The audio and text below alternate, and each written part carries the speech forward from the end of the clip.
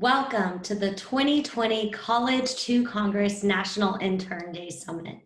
We are so honored to kick off today with Congressman Seth Moulton, who is joining us from his office. Oops, I'm so sorry. This is the wrong script. Apologies, I was at the top of the page. I'm gonna wait 5 more seconds. Welcome to the 2020 College to Congress National Intern Day Summit. I hope you are staying healthy and safe. And for all our students out there, please know that College to Congress is always here and is a resource for you. For everyone who doesn't know me, my name is Audrey Henson, and I'm the founder of College to Congress. We're a nonprofit based right here in Washington, D.C.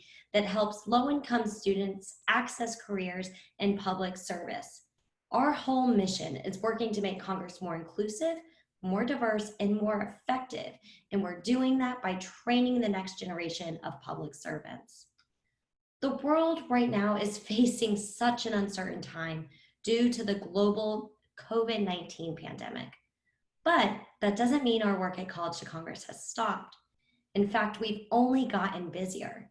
In early spring, we launched College to Congress University, an online platform that provides free resources, trainings, connections to virtual internships, mentorships, and more. And if you could believe it, we're already serving over 400 students on C2CU. So if you're a student sitting at home that feels like your summer's been canceled, go to c2cuniversity.org, sign up for free, and we'll help you get involved this year. Yes, even during this global pandemic, we are still recruiting, training, supporting, and helping students across the nation get involved in public service. And we already have some early success stories. We're already placing students in virtual mentorships. And I couldn't think of a better way to kick off National Intern Day than one of our largest champions on Capitol Hill, Congressman Seth Moulton. Congressman, can you join us? Hi, Audrey. It's great to see you, and thank you for asking me to be a part of National Intern Day. I don't know where my office would be without our outstanding interns, and they deserve to be celebrated. I'm so proud and appreciative of their hard work, even after long hours. And like you said, during a global pandemic, they're still forging ahead during all of this uncertainty. Yeah, it's pretty tough right now. I mean, as I mentioned, we have hundreds of students on C2CU. These are students who thought they were going to come to Washington, D.C. and intern, and so many offices just cancel their internships. But I know you did something different. Are you hosting virtual interns right now? Yes, in fact, we have 13 between my DC and district office up in Massachusetts. And they're absolutely essential to our work every single day because we have more constituent cases to handle than we've ever had before. That makes total sense. I mean, so many, people and offices and organizations like ourselves, we've actually only gotten busier. And I remember saying your office is busier too. So you actually need more hands, not less. So I definitely applaud you for making that early pivot and ensuring that you're not only helping serve your constituents, but also providing these internship opportunities. I'd love to hear a little bit more about other opportunities that you host in your office. I know there's one that's very near and dear to your heart. Yeah, one thing I really want to talk about is our Fern Holland International Affairs Fellowship. The fellowship is named after Fern Leona Holland, an American lawyer and a personal friend of mine who actually took over some of my work in Iraq. I was there as a US Marine. She was there as a human rights activist, but we were doing much of the same thing and trying to plant the seeds of a democracy. She took over that work and shortly thereafter was killed. She was investigating human rights abuses under Saddam Hussein's regime and working to bring a sense of freedom and democratic government to the Iraqi people. So we created this fellowship for exceptional students interested in foreign policy and national security as a way to increase diverse perspectives while providing guidance in a field that is often underrepresented by women, minorities, and those from varying socioeconomic backgrounds. Yeah, wow, that is truly an incredible story. I've heard you talk about it before, but it always sinks in a little bit different. And it's such an honor to have you a part of our congressional champions. I love what you're doing with your office. I love that you're honoring your friend in this way, and I think it just goes to show us, these battles that we take on in politics, they have real world consequences. And I know that you have a very deep heart for public service, that you felt that calling early on. I'd love for you to share with our students and our viewers today just a little bit about yourself and your story, what attracted you to the military early on, and just kind of share with us how that's helped shape your career choices. Well, I grew up like many kids in America and had lots of great opportunities. I went to great public schools and then great college. I was fortunate to get into Harvard, but I realized as I was approaching graduation that I hadn't really done much to give back. And so I looked at a lot of different options, teaching overseas, Peace Corps, but I had so much respect for the young men and women who put their lives on the line for the country that I decided to join the Marines. And that happened just days after graduating from college and a few months before the attacks of 9/11 that I made that decision. So I ended up serving 4 tours in Iraq. Didn't agree with the war, but I was proud to go so no one had to go in my place. And Mhm. serving in the Marines changed my life. I certainly wouldn't be a member of Congress without that experience. And just, this is my personal opinion, but it seems like it also has helped you become a better member of Congress. I mean, I look at how organized your office is ran, the way you empower your team and your staff. So it looks like that early experience in your career has still had ripple effects that are helping you. Would be curious if you feel that same way and if you've noticed a difference. No, absolutely. I mean, we take leadership and values seriously here. When you walk into my office, it's the first thing you'll see posted on the wall, our mission and our values. That's not something that you see in other offices around Capitol Hill, though we're trying to share that with others. You'll also always hear me talk about my team, not my staff. We're very proud of our team, being a part of Team Moulton.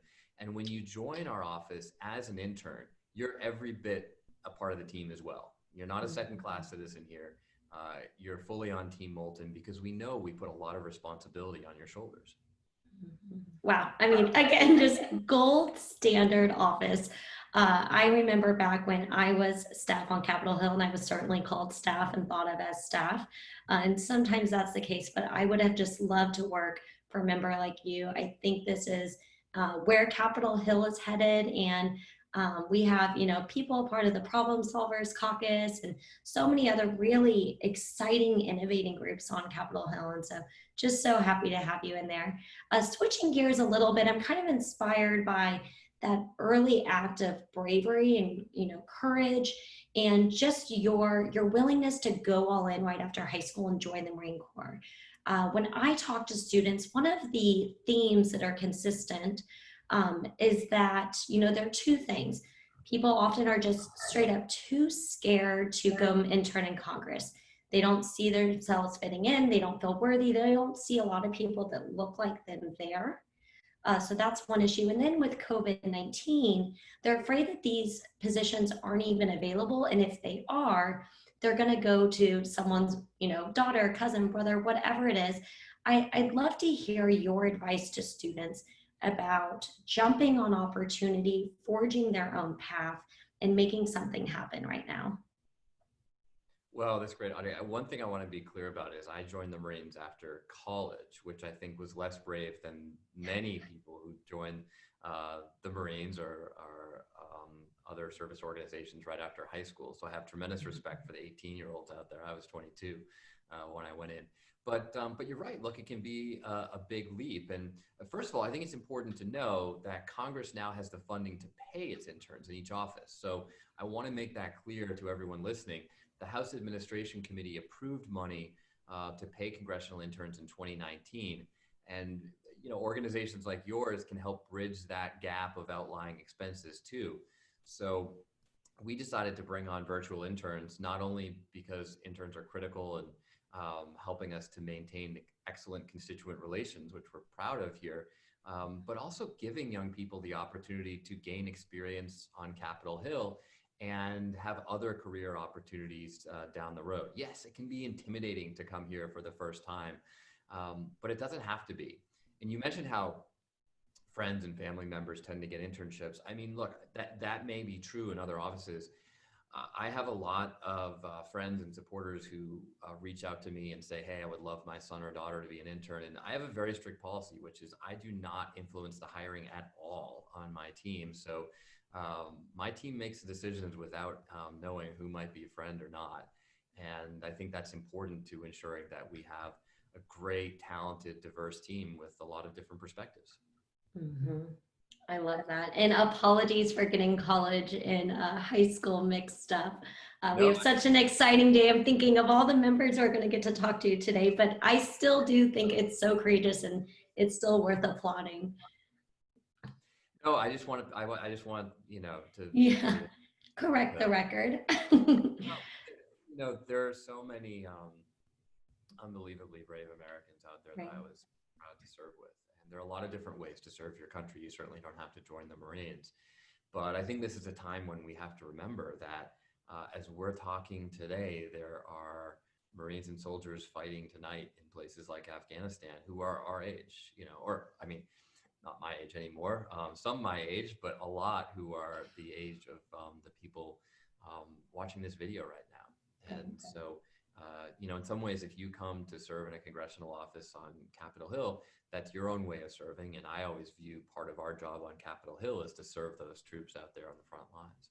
Yeah, I couldn't agree more. And, you know, back when I was an intern and even when I was staff on the Hill, I, of course, always appreciated our military. I mean, we're all Americans. We realize they fight for our freedom. But being in Congress, approving their budget, hearing from these veterans and sometimes active members firsthand, I feel like it just gives you this new level of appreciation of what the day to day looks like. And I know we need more vets in Congress. It's the lowest level ever. And I know you're working very hard to support veteran candidates. So thank you for what you're doing on those fronts. Excuse me, but we just got. Let me just say one more thing, though. Of course. We're also really working hard to support our diplomats, our people in the State Department, and organizations like the CIA. They're really important as well. And when I travel around the globe with the House Armed Services Committee, one of the lessons we hear time and time again is we need good people to serve in all types of government positions, whether it's being a young diplomat in the State Department or being a young Marine on the front lines. These are all important ways to serve our country. Mm-hmm. I couldn't agree more. And it's funny that you say that because we just got a question from a student that's very much along those lines. It's a question I hear a lot, so let me share it. So, why should younger Americans like myself choose to go into public service rather than the private sector? You know, it's a great question. It's something I thought about a lot myself. But, you know, I don't want to sound old because I'm still one of the youngest members of Congress. But, you know, I've really come to appreciate the value of giving back, of giving to others through your work, of not doing something that is just good for yourself, but makes a difference in the lives of other people. And I was fortunate as a young American to have that opportunity to serve in the Marines in a job that, even in the midst of a war I disagreed with in Iraq, every single day, my work impacted the lives of other people. And now, as a United States member of Congress, I'm in my second job, where every single day I see how much our work impacts the lives of other people. And that's rewarding. And it brings me back to a great piece of advice I got from the most important mentor I've ever had in my life, who was actually the minister at my college church, the Reverend Peter Gomes. And he said to us students, he always said, make sure you make a life, not just a living. I think part of making a life is making a difference in the lives of others. And I just encourage young people to give it a shot. Give it a try. I thought I'd go into the Marines for a few years and get out and go straight into the private sector. But I'm here in Congress because I want to continue making a difference in other people's lives. And I'm proud to be here. Yeah, it's a beautiful story. And I feel like those are the kind of words that you put on a sticky note, put on your mirror, and you look at it every day. And as I was listening to what you were just saying, it reminded me just how big of a role a mentor can play in your life. That's a massive part of College to Congress, is connecting our students with mentors who are working on the Hill now. And then once they get there, we connect them to mentors who are in other industries or fields that they might be interested in, because no one gets to serve or gets opportunities on their own. We're all in this together. You talked about teamwork, about how you view your office not as a staff but as a team, and I think it just goes to show, giving back. If you're watching this and you're more advanced in your career, sign up to be a mentor. If you're a student who's watching this and you don't have a mentor in your life, come to us. We'll help connect you for free, because you can see that sometimes the way people guide you, you might end up being a congressman or a congresswoman yourself one day because of the words that someone shared with you. So I think it just goes to show the value that we can have on each other's lives. And that's what I'm hearing from you today.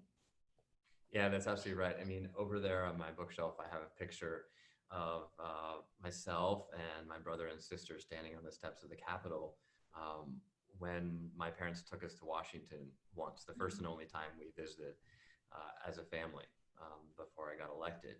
And I never even imagined that that photo might one day be sitting in my congressional office. I didn't have parents who had a lot of money or were connected in politics. In fact, the first congressman that my parents met was me, their son. Yeah. So this is very, very new, but this is what's so great about America, is that it truly is a country where we try to give everyone opportunities. We don't always succeed at that. We haven't quite reached our ideals, but there are times when it works. And, everyone out there should know that take advantage of this opportunity and come to Capitol Hill. You never know where it might take you. I love that. Yes, all roads lead back to the Hill. If you have a heart for service, and if that's what's driving you, opportunities are going to open. And I just love hearing that, you're the first congressman your parents have met. The American dream is still alive and well. I'm here to help. Congressman Seth Moulton is here to help. Their office is still accepting virtual internship applications.